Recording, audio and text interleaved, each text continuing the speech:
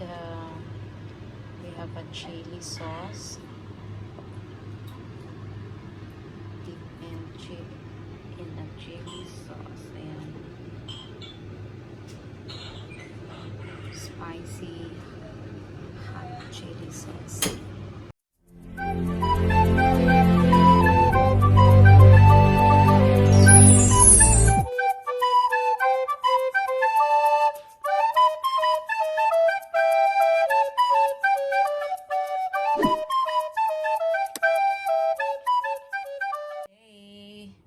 Ngayon, magluluto tayo ng lumpiang Shanghai. I will show you how I cook my lumpiang Shanghai and how I made it.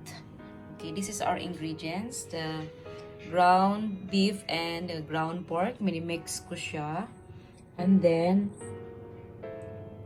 meron tayong minced onion.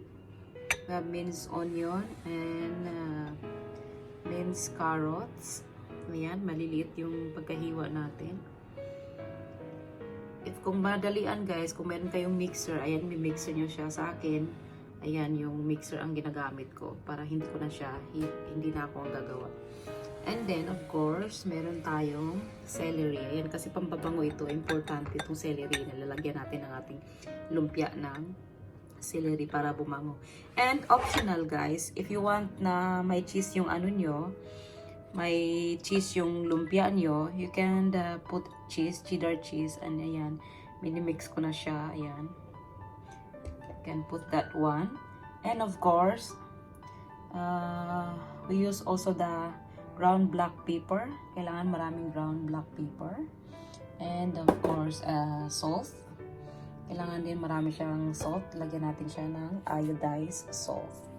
And then, ang ating pampalasa again na yung ating Chinese wipa ang tawag nito, somishantan, yung ating pampalasa. Yan, ito siya. Nabibili sa lahat ng grocery stores dito sa Japan. Ayan, so now I will show you how I mix this one. So now guys, our next procedure is let's put our ingredients dito sa ating ground pork and ground beef. Let's mix everything now. Just mix it. Okay. And then the carrots.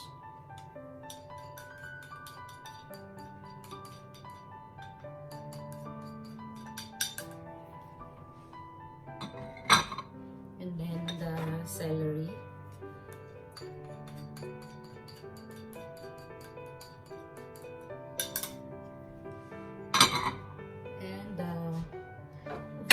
Our cheese.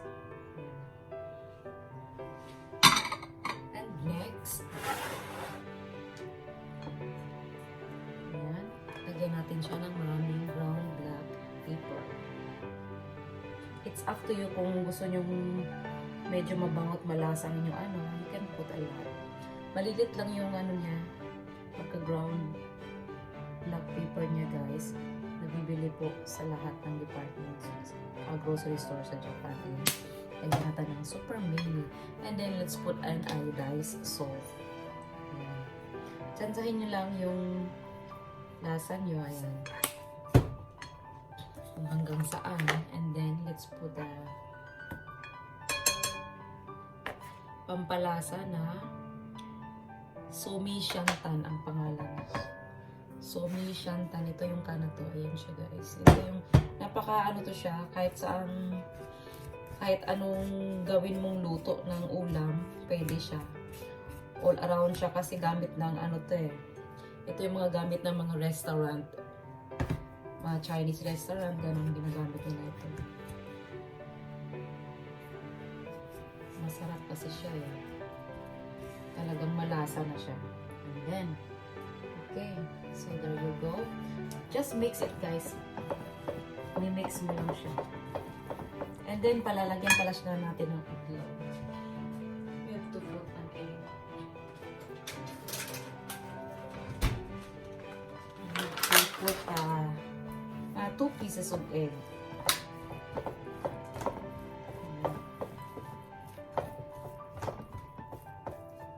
put at 2 pieces. Okay. Malaki yung cake dito sa Japan.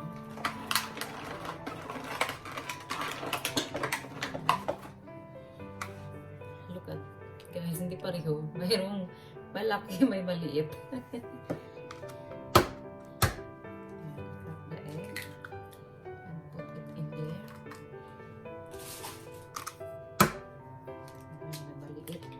Babae at lalaki yata tumitog na ito. And then, let's get a spatula. Smiley spatula.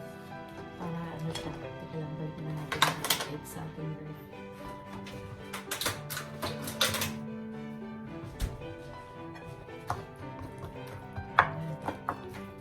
Just mix it lang, guys.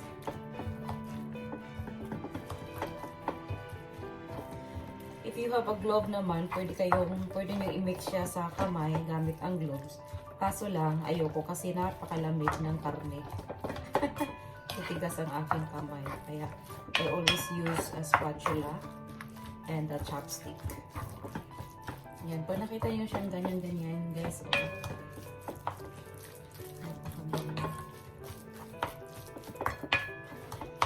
be sure you mix it all together lang.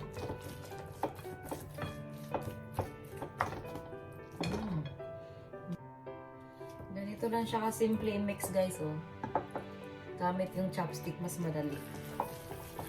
Ganun-ganun lang, just round and round and round and round. Napakadali lang. Look at that. So, ayan na siya. Mix all together na ang ating ingredients. So, ready na natin siyang i-wrap. And look at that. Yay! So, let's prepare our lumpia wrapper. And now, guys, let's wrap our round mix round pork and ground beef.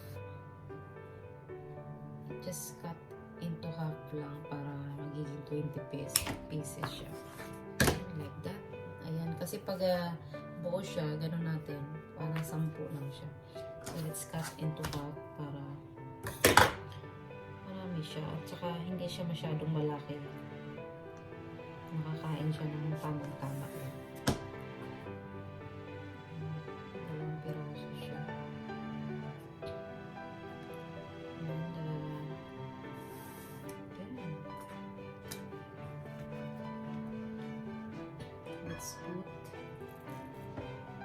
Be sure to wash your hands, guys, ha. Kailangan malinis yung kamay nyo bago nito. Of course, kailangan malinis talaga. Ayan. Ganyan lang siya kaliit. And then, just roll lang. Simple. Super simple. Para ka lang nagro-rolling. Rolling. Ayan, ganyan lang siya simple. Ayan.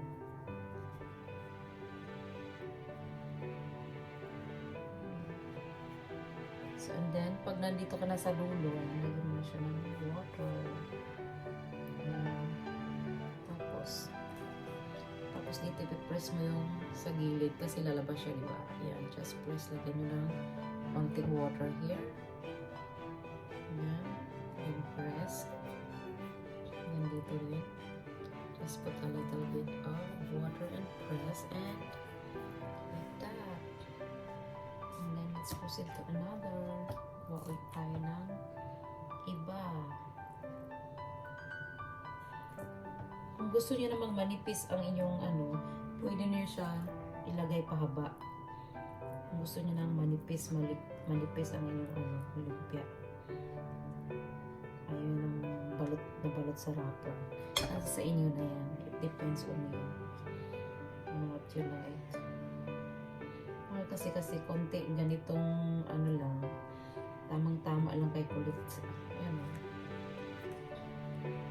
Ganun lang. Tapos just press here. Like that. Lagyan nyo naman. Pwede nyo basahin din dito pag nag-ururog kayo. Para talagang nabidikit siya. Ayan. Just like that. Please. Roll and press. That's it.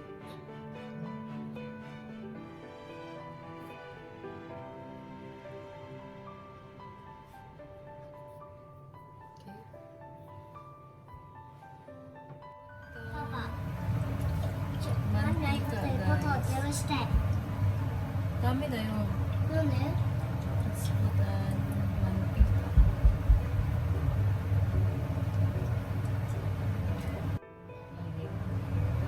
Dito kasi pinakamalakas. Dito.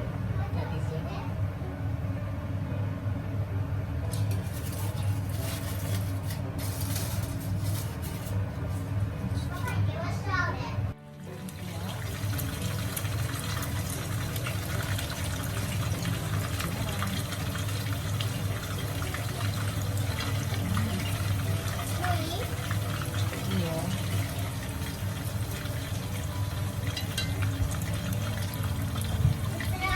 Kailangan lumulubog siya sa mantika natin. Iyo. Sweet baby.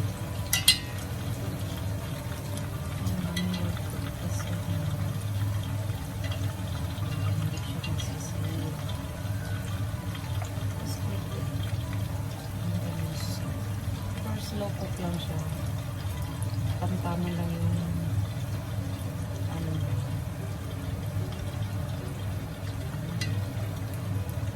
Maselan kasi ito eh. Kasi pag hindi mo ano-ano to, masisira yung kanyang form.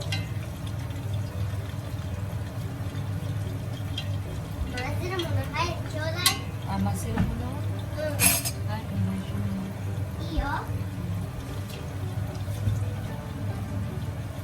Magyan lang yung isa dito. Kailangan lumulubog siya sa mantika. Kung takot kayong ng mantika, kailangan malaki yung lutuan nyo ng ano. Pag mantika ang niluluto nyo para hindi magtalsik. Kasi mahirap maglinis.